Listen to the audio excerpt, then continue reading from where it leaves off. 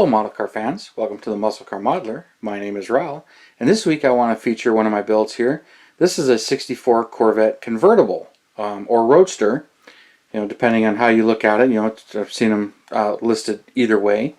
I wouldn't say forgotten, but the least desirable of the third generation Stingray Corvettes. Kind of interesting that it kind of lands that way, but this one, there's a few things that kind of make the 64 kind of an odd duck when it comes to these, and it's mostly the technological features that go along with the car. I put the other top on it since I did both tops on it. But for 63 they came out with both the coupe and the convertible, and the convertible Roadsters outsold the coupes, but 63, the most distinguishing feature is the split rear window. And so it's desirable because of that, and a few other things, but quite significantly boosted the performance. It was the first year for the independent rear suspension, which the 64 also got. So pretty much everything the 63 got, the 64 got, but they did change a few features. They did clean up the styling a little bit for 64. Took the hood vents off that were non-functional, big piece of chrome. May have added 10 pounds. I don't really think it was 10 pounds, maybe 5 pounds on the hood. If those pieces actually weighed a couple of pounds a piece. It was all small block. 327 was your only cubic inch displacement, but they did have 4 variants of it. You had your base 250 horsepower 327. You had a 300 horse 327. You had a 365 horse 327. Which was still carbureted, and you had the 375 horsepower fuel injected 327, which is what's depicted here, and most of the model kits actually have the fuel injection in it. Also in 64, the Power Glide was available for the automatic tranny, but the 3-speed manual tranny and the 4-speed manual tranny were available. But so there was just a few things there, but one of the things that 64 is really not. No, when you think about the 63s, the split window comes up. 64, it's like, oh yeah, they did make a 64 Corvette. Even though the horsepower went up a little bit compared to the 63 variants. Then 65 is known for 2 advancements. One, the 4-wheel disc brakes. All 65 Corvettes are 4-wheel disc brakes. All 64 Corvettes are 4-wheel drum brakes. The Corvette never got discs in the front, drums in the back. Many people don't realize that. But you could, in 64, they got the finned drums. I don't remember if they were aluminum or not. And then the splintered metallic brake linings, the race brakes. Much harder material, and when they got hot, they worked really well on the race course, but not so good on the street. The big tank option was still available in 64, but only on the coupes, not on the Roadsters or convertibles. But the brakes, another thing on the brakes, they were dual circuit, meaning they had dual lines feeding the front and the rear. So a little bit safer because most cars didn't have that in 64. But yeah, 65, they went to the 4-wheel disc brakes. Another thing on the 65s is that was the first year and only year of the 396 in a Corvette. So that was the first year of the big blocks. So a lot of people think about that, but 65, it was only the 396. In 66, the 427 came out, so the 427 was available for 66 and 67. So those are well known and quite cherished by collectors. But when it comes to buying one of these body style Corvettes, the 64 is your bargain. You can jump on that, get it fairly cheap. Now they did remove the split window from the thing, so the split window was only a 63 option. They cleaned it up a little bit for 64.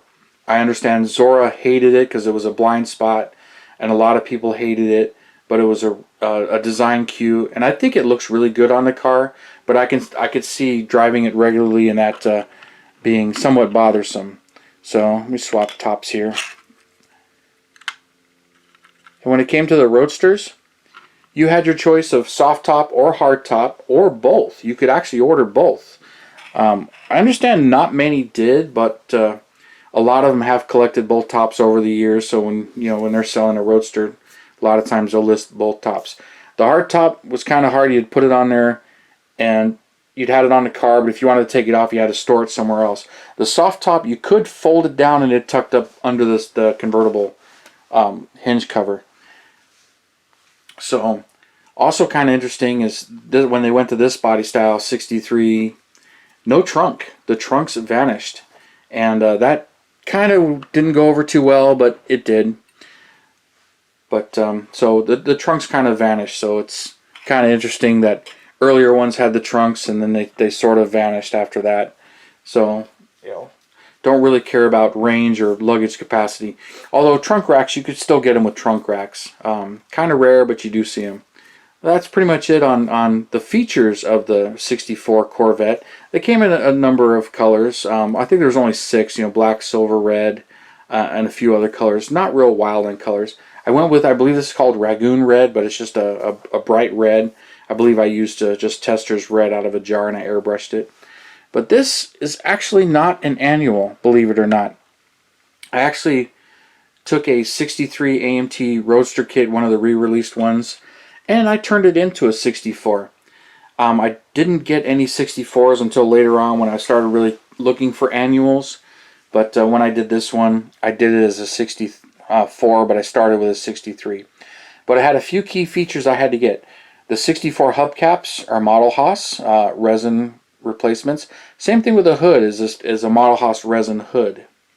But the emblems, these are photo etched emblems from a model car garage. And then the mirror, I had cast a bunch of these mirrors and got them. They're from different kits. And then this emblem on the back is specific to 64. It's also model car garage. And then I just foiled the emblems here. And then the interior, I did flock the interior, so there's a carpet flocking in there, and just detail painted it much like a 64. Nothing really fancy or overly detailed, but hang the rearview mirror and an outside mirror. Some of the annuals didn't. And I did put the optional, because in 64 these were an option, because you can see 4 taillights or 2 taillights and backup lights. So I painted them white to represent the backup lights and the exhaust coming through without the side pipes. So I did it that way. And then on the underside, just your simple AMT chassis. Didn't just, you know, nice detail painted, and painted the motor up. And I did it as the top dog, the fuel injected 375 horse with the 4-speed manual tranny. But nothing really fancy there. I mean, that's pretty much right as the kit issues it. And the shielding indicating that it's a radio car that would have a radio, which is also pictured on the dash, and it has the molded-in radio. Some of the original annual kits actually have the grab bar molded where you can grab the dash, and some of the later kits don't. So I'm pretty sure that this should have the grab bar, but it doesn't.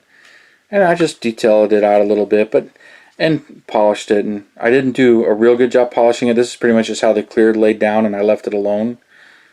But another feature, if you hadn't noticed, I actually decided Greg Wan here locally was casting the headlights from the original 63 annual kit that had the lights that rolled, and I was fitting them to this body, so I cut them all out and I was fitting them and gluing them, and while I could get them to rotate and kind of work, but once I got the paint on there, it was too tight. So these are pretty much glued in place and they can't move. But I did want to have one with the lights exposed, so that's how I did this one. And then both of these up tops are from that 63 kit. So, and I gotten a few more of those 63 kits to restore some annuals.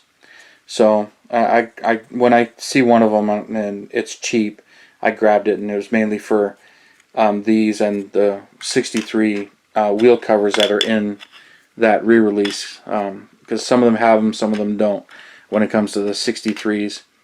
But this one came out really nice. Really pleased with it. I did eventually get myself a couple of annuals, so I have another 64 annual Roadster to restore. I haven't built that one yet. And I've got a 64 Coupe that is restored. I did that one. I'll feature that at another time. But I figured I would show you this one, as it is a conversion from that 63, and turned it into a 64. Oh, one of the other things I forgot to mention, these rockers are different from the 63 and 64.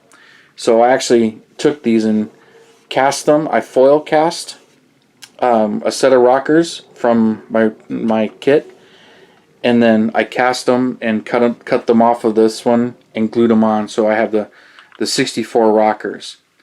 But so those are a little bit different too. So that was some of the major body work. I had to do that. Then I cut the headlights and expose those in the upward position. Which on these cars, these are actually electric. They have an electric motor, 2 motors actually, one on each side, and they rotate the headlights. They're not vacuum operated like some of the Camaro ones are.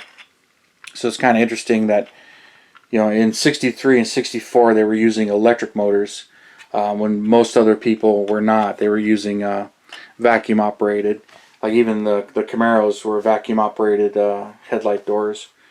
But you know, some were, some weren't. I think the 66 Charger was using twin electric motors also, and some of the later ones were electric, and then for a while they went vacuum operated headlights. Kind of details that I like to read about, features and details, but I thought you would enjoy this one for this week, so thank you for subscribing and watching and all your comments. I really do appreciate it, and stay tuned, and I will see you next weekend. You have a good day.